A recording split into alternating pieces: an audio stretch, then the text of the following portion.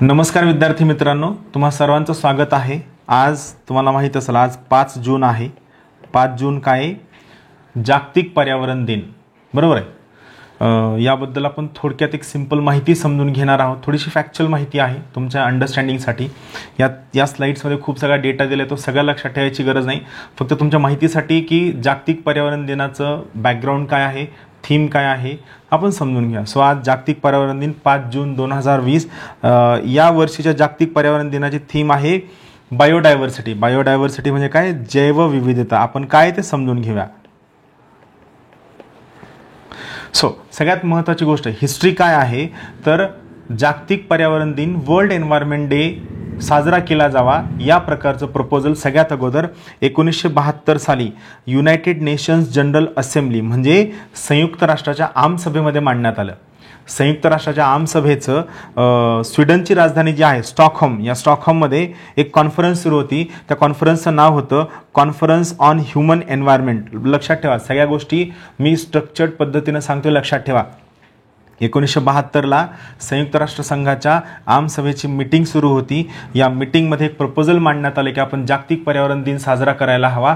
ही meeting स्वीडनची राजधानी Stockholm या ठिकाणी सुरू होती आणि या मीटिंगचं नाव होतं कॉन्फरन्स ऑन ह्युमन एन्व्हायरमेंट। तर या ठिकाणी या प्रकारचा जागतिक पर्यावरण दिन साजरा करण्याचं प्रपोजल मांडण्यात आलं व त्याच्यानंतर 1972ला 5 जून या दिवशी वर्ल्ड एन्व्हायरमेंट डे हा पहिल्यांदा ठरविण्यात आला की इथून पुढे 5 जून हा वर्ल्ड एन्व्हायरमेंट डे म्हणून साजरा करण्यात येईल। आता हेच ठरविल्यानंतर वर्ल्ड एन्व्हायरमेंट डे हा सगळ्यात अगोदर 1974 साली अमेरिकेचं एक शहर आहे ज्याचं नाव आहे स्पोकॅन या शहराने वर्ल्ड एन्व्हायरमेंट डे हा पहिल्यांदा 1974 साली 5 जूनला सेलिब्रेट करण्यात आला। 72ला ठरविण्यात आला, पण त्यानंतर 2 वर्षानंतर याचं सेलिब्रेशन करण्यात आलं स्पोकॅन या अमेरिका शहरामध्ये।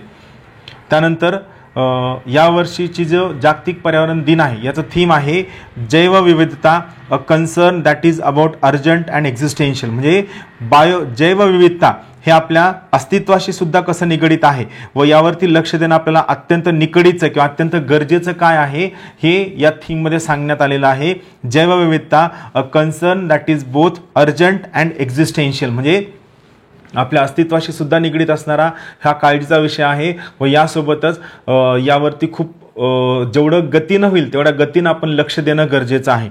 महत्त्वाची गोष्ट, या वर्षीच्या जैवविविधता सेलिब्रेट करण्याचा होस्ट कंट्री म्हणजे जी कंट्री याच्याशी निगडीत सर्व कार्यक्रम घेणार आहे त्या कंट्रीचं नाव आहे कोलंबिया। तुम्हाला माहीत असेल कोलंबिया हा देश दक्षिण अमेरिकेमध्ये आहे आणि कोलंबियाच्या राजधानीचं नाव बोगोटा आहे। सो या वर्षीचा जागतिक पर्यावरण दिन हा Colombia as a host country असेल व कोलंबिया ही जर्मनीच्या कोलॅबोरेशनमध्ये जागतिक पर्यावरण दिन साजरा करेल। लक्षात ठेवा, दोनही देशांचे नाव, एक आहे कोलंबिया, दुसरे आहे जर्मनी। हे 2 देश एकमेकांच्या सहाय्यानं जागतिक पर्यावरण दिन साजरा करतील। त्यानंतर पुढची महत्त्वाची गोष्ट आहे 2019चा जो जागतिक पर्यावरण दिन होता त्याची थीम होती बीट एअर पोल्युशन, म्हणजे वायू प्रदूषणावरती मात करा। ही 2019च्या जागतिक पर्यावरण दिनाची थीम होती आणि 2019च्या जागतिक पर्यावरण दिनाच्या थीमचे होस्ट कंट्री होती चीन। चायना मागच्या वर्षी होतं, यावर्षी कोलंबिया हा दिवस जर्मनीच्या सहाय्यानं साजरा करणार आहे। दोन्ही थीम लक्षात ठेवा, 19ची थीम आणि 20ची थीम, दोन्ही थीम लक्षात ठेवा। 19ची थीम आहे वायू प्रदूषणावर मात करा, 20ची थीम आहे जैवविविधता, लक्षात ठेवा। आता बेसिकली या जागतिक पर्यावरण दिनाचे उद्देश काय आहेत। सगळ्यात पहिला उद्देश आहे सर्वसामान्य लोकांमध्ये अवेअरनेस क्रिएट करणं, जागृती निर्माण करणं। त्यानंतर हे जे सर्वसामान्य लोक आहेत यांना उद्युक्त करणं की त्यांनी ॲक्टिव्हली व कलेक्टिव्हली सामूहिकरित्या पर्यावरणाचं संरक्षण करणं, त्याचं रक्षण करणं, संवर्धन करणं व त्याची कशी वाढीस लागू शकते यासाठी प्रयत्न करणं। यासाठी वेगवेगळ्या सोसायटीमधील वेगवेगळ्या घटकातील सर्वसामान्य लोकांना उद्युक्त करणं की जेणेकरून ते या सामूहिक कार्यक्रमामध्ये सहभागी होतील व सोबतच सर्व लोकांना यासाठी एनकरेज करणं की त्यांनी स्वतःच्या बाजूला असणारे जे पर्यावरण आहे, जे वातावरण आहे, या वातावरणाचं संरक्षण करणं, त्याची काळजी घेणं व त्यावरती असणाऱ्या महत्त्वाच्या गोष्टींचं लक्ष देणं हे या पर्यावरणीय दिनाचं महत्त्वाचं उद्दिष्ट आहे। भारत आत्ताच्या बायोडायव्हर्सिटीचा किंवा जैवविविधतेचा जर विचार केला तर लक्षात ठेवा, भारत हे जगातील एक अत्यंत महत्त्वाचं बायोडायव्हर्स म्हणजे जैवविविधतेनं नटलेला देश आहे. जगातील 17 मेगा डायव्हर्स कंट्रीजपैकी भारत एक आहे. जगामध्ये 17 मेगा डायव्हर्स देश आहेत. या 17 देशांपैकी भारत एक आहे.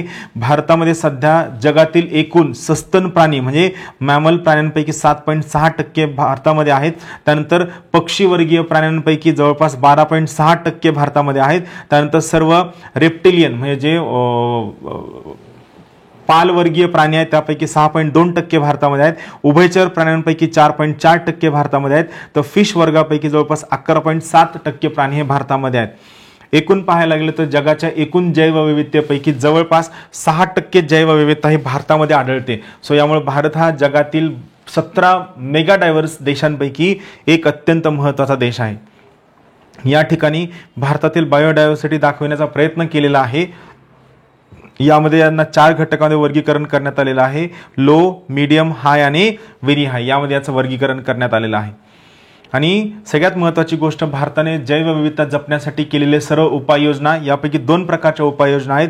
एक आहे इन सितू कन्झर्वेशन, दुसरा आहे एक्स सितू कन्झर्वेशन. दोन्हीमध्ये फरक काय आहे?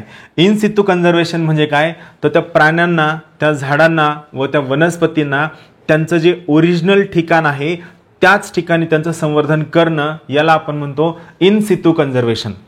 फॉर एक्झाम्पल, वाघ असेल, एखादा चित्ता असेल किंवा एखादा पाळीव प्राणी, एखादा मगर असेल, यांना विनाकारण आपण आपल्या झूमध्ये किंवा बॉटॅनिकल गार्डनमध्ये न आणता त्यांचं जे ओरिजिनल हॅबिटेट आहे, त्यांचं जे ओरिजिनल अधिवास आहे त्याच ठिकाणी यांचं जतन करणं, संवर्धन करणं, संरक्षण करणं म्हणजे इन सितू कन्झर्वेशन.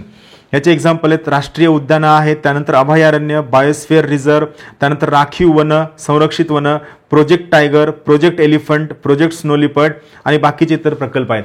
दुसरा एक्स सितू कन्झर्वेशन म्हणजे एखाद्या महत्त्वाच्या प्राण्याचं जर हॅबिटेट किंवा त्याचा अधिवास, राहण्याचं ठिकाण जर नष्ट झालं असेल तर त्यांना त्या ठिकाणावरनं उचलून आणून त्यांना दुसऱ्या एखाद्या प्रोटेक्टेड फॅसिलिटीमध्ये त्यांना जपणं, त्यांचे संवर्धन करणं, त्यांचं प्रजनन वाढविणं याला आपण एक्स सितू कन्झर्वेशन असं म्हणतो. याचं बेस्ट एक्झाम्पल आहे झूलॉजिकल पार्क, त्यानंतर दुसरं आहे बॉटॅनिकल गार्डन, तिसरं आहे सीड बँक. हे एक्स सितू कन्झर्वेशन झाले. दोन्हीचे फरक लक्षात ठेवा. इन सितू कन्झर्वेशन त्या प्राण्यांना त्यांच्या ओरिजिनल ठिकाणावरतीच त्यांचं संवर्धन करणं म्हणजे इन सितू कन्झर्वेशन, व एक्स सितू कन्झर्वेशन त्यांना प्रोटेक्टेड फॅसिलिटीमध्ये नेऊन त्यांचं संरक्षण करणं म्हणजे ex situ conservation. Thank you very much.